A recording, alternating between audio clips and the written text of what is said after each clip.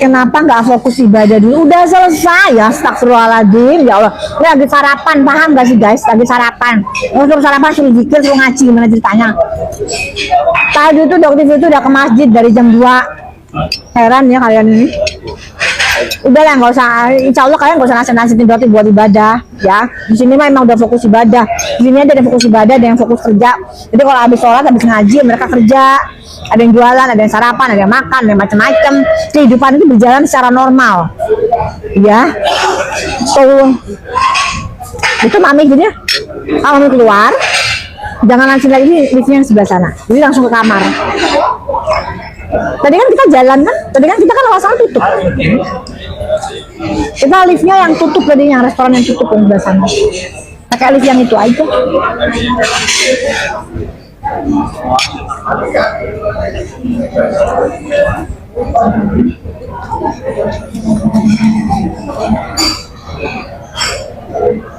Apa?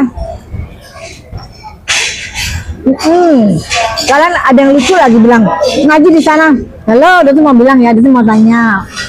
Buat kalian yang ngomong gitu kan sudah sering, kalian sudah rutin nggak istiqomah nggak ngaji tiap hari?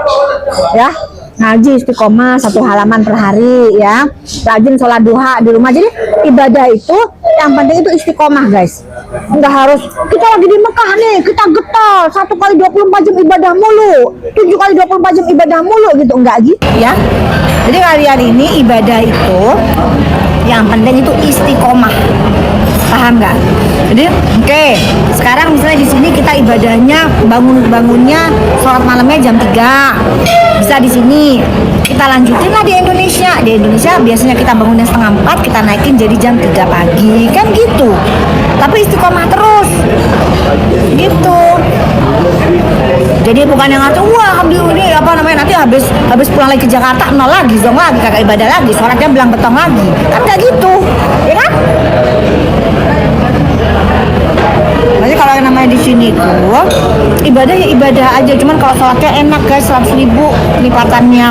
Jadi manfaatkan. Jadi kita kalau mau sholat malam di tawaf di sini kan nggak ada sholat tahiyatul masjid, kita tawaf, kita tawaf, kita bisa. Terus di sini guys ya, itu cepet banget, perjalanan jamnya itu cepet banget. Antara kita sholat zuhur, asar, maghrib, isya itu cepet banget. Yang jauh ya cuma dari subuh ke zuhur gitu. Biasanya kita duha di jam mau mendekati zuhur tuh biasanya dosis duha di sini. Tapi nanti karena mau tawaf wada, jadi kita sholat duha dulu. Habis itu kita lanjutin tawaf wada, terus kembali ke hotel nungguin sholat duhur asar, karena di hotel kita ini sholatnya sama seperti di dalam Masjidil Haram guys, pahalanya sama karena imamnya satu. Jadi pada saat kita sholat di hotel ini itu imamnya menggunakan imam di Masjidil Haram, jadi sama pahalanya ya. Jadi kayak kemarin dokter sempat jumatan di hotel karena penuh semua, penuh guys, ngantri. Jadi berarti sholat di dalam hotel itu sama pahalanya 100.000 karena satu imam dari Masjidil Haram tuh, pahalanya sama. Thank you untuk Cak Al, thank you Cak, thank you buat Kori. Sehat selalu juga buat Pipi Marta.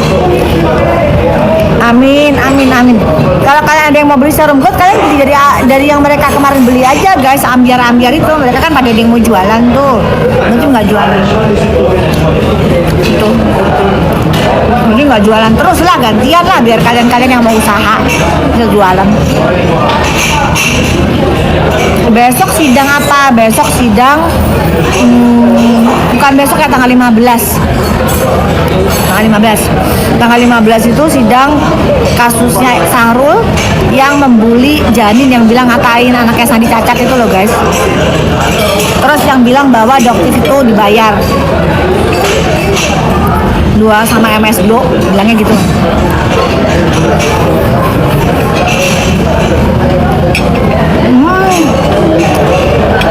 Yang ini aktivitas kalian kerja ya. Kan sekarang di sana jam 8, setengah 9, setengah 10, setengah 11 guys.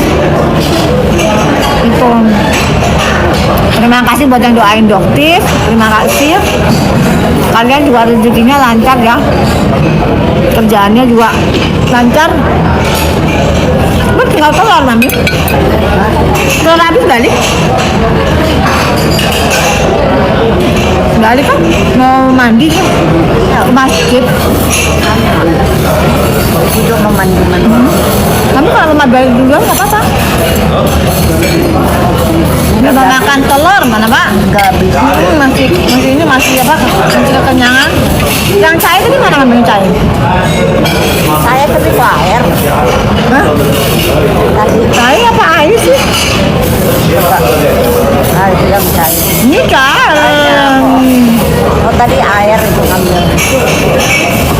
Tadi misalnya memang cair. Amin, yang belum haji kalian haji. Oh ya guys, umur harus ingat guys. Coba Kalian yang boleh nih, boleh dikit aja ya. Tambah-tambahin aja udah. Jadi gini ya guys, buat kalian yang punya dana, sebaiknya kalian daftarkan buat haji. Ya, kenapa? Karena haji itu wajib guys. Jadi jangan salah kaprah ya. Jadi jangan salah kaprah. Kalian bela-belain keluarin uang buat umroh, padahal umroh itu sunnah. Ya. Sedangkan haji itu wajib. Jadi jangan sampai tinggalkan yang wajib untuk melakukan yang sunnah. memang Itu. Kecuali enggak kalau misalnya kita udah daftar. Misal gini guys, kalian udah daftar, berarti kalian sudah lepas kewajiban dari kalian haji. walaupun dana Misal begini, kalian daftar, bayar berapa gitu ya misalnya ya. Oh berangkatnya 15 tahun lagi, 20 tahun lagi. udah niat. Nggak apa-apa guys, karena kalian udah niat. Itu udah lepas tanggung jawab dari kewajiban haji. Jadi kalaupun naudzubillah kami coba bayi ya, misal meninggal sebelum kalian berangkat haji, itu kalian udah dianggap haji sama Allah. Iya, karena udah Coba enak kan Islam itu gampang banget. Jadi kalian harus daftarin haji. Sementara umroh itu sunnah guys. Jadi jangan salah. Dokter ini alhamdulillah udah haji gitu. Jadi dokter ini sering ngomong ke orang-orang teman-teman yang umroh, juga sering ngingetin ya. Tapi mereka sih rata-rata, dok kita udah daftar haji kok, jadi tinggal nunggu aja. Nah itu enak guys. Jadi kalau misalnya kita dipanggil sama Allah kapan aja, kita nggak kena pasal yang namanya haji. Jadi sama seperti Richard itu kan dia kan mampu tuh, ngakunya udah mualaf. Jadi syaratnya udah khitan apa belum, tuh udah disunat apa belum. Harusnya dia berangkat haji karena dia mampu. Tukang beca aja udah ada yang berangkat haji, padahal cuma tukang beca loh. Tapi sama Allah dipanggil ke sini. Gitu. Apalagi